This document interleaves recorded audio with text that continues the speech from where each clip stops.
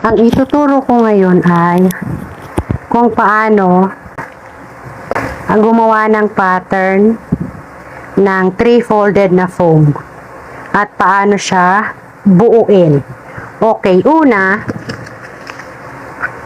yung foam, may tatlong foam, 3 pieces ang foam, di ba? Kuhaan nyo lang ng sukat yung isang foam. Kasi sigurado naman ako pare-pareho lang yan ng sukat. Or kung hindi man, 1 inch lang or half inch ang diferensya. So yung isang foam, kunin ng length, width at saka kapal.